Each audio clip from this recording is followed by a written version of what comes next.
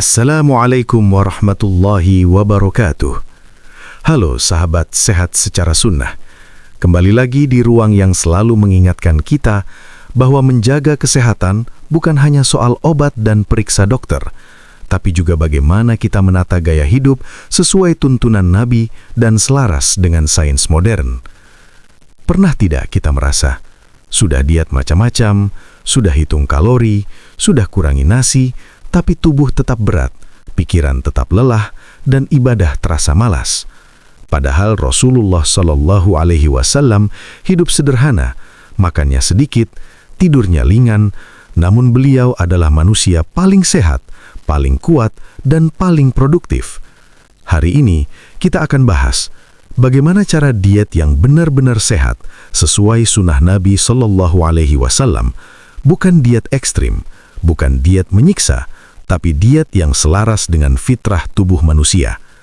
Mari kita mulai ke pembahasannya.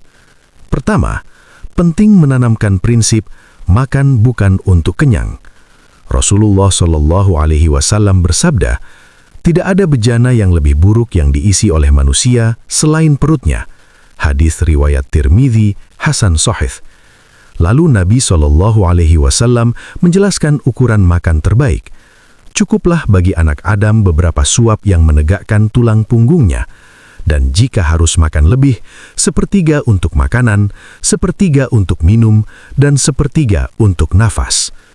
Ini bukan sekedar adab, ini rumus kesehatan. Saat kita makan sampai kenyang, lambung bekerja berlebihan, aliran darah ke otak berkurang, kita mengantuk, malas ibadah, lemak mudah menumpuk. Sedangkan saat kita berhenti sebelum kenyang, metabolisme lebih stabil, berat badan turun alami, tubuh terasa ringan, pikiran lebih jernih. Diet sunnah tidak melarang makan, tapi melarang berlebihan. Bercermin pada frekuensi makan Nabi, Rasulullah Shallallahu Alaihi Wasallam tidak makan terus-menerus seperti kebiasaan hari ini. Dalam banyak riwayat, beliau hanya makan ketika benar-benar lapar. Bahkan Aisyah radhiyallahu anha berkata, kadang sebulan berlalu, tidak ada api yang menyala di rumah Nabi. Hadis riwayat Bukhari dan Muslim. Artinya, tidak selalu ada makanan, tidak ada kebiasaan ngemil, tidak ada makan karena bosan. Secara tidak langsung, pola hidup Nabi Shallallahu Alaihi Wasallam mirip dengan intermittent fasting alami. Hari ini, sains membuktikan jeda makan membantu perbaikan sel, menurunkan insulin, membakar lemak lebih efektif. Sunnah datang lebih dulu, ilmu menyusul kemudian. Jadikan puasa sebagai terapi. Rasulullah Shallallahu Alaihi Wasallam sangat menganjurkan puasa sunnah. Senin dan Kamis, Ayyamul Bid pada tanggal 13, 14, dan 15 bulan Hijriyah. Beliau bersabda, berpuasalah, niscaya kalian akan sehat. Hadis riwayat Tobrani, Hasan. Puasa bukan sekedar ibadah, tapi riset tubuh total. Saat puasa, gula darah menurun, lemak dipakai sebagai energi, sel rusak dibersihkan, autofagi, peradangan berkurang. Itulah sebabnya orang yang rutin puasa sunnah biasanya lebih ringan badannya, lebih stabil emosinya, lebih kuat ibadahnya. Diet sunnah tidak memisahkan ibadah dan kesehatan. Pilih jenis makanan yang dicintai Nabi Shallallahu Alaihi Wasallam. Nabi tidak makan sembarangan. Beliau menyukai makanan, kurma, madu, air putih, gandum atau barli, zaitun, sayur, dan buah. Beliau bersabda tentang madu. Di dalamnya terdapat kesembuhan bagi manusia. Quran Surat An-Nahl ayat 69. Dan tentang zaitun, makanlah minyak zaitun dan gunakanlah, karena ia dari pohon yang diberkahi.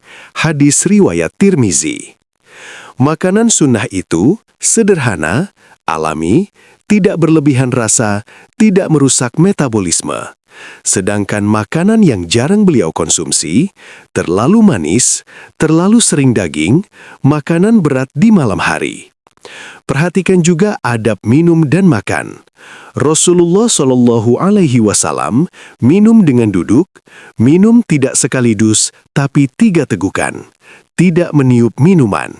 Manfaatnya luar biasa, melindungi lambung, menjaga tekanan darah, menghindari refluks asam.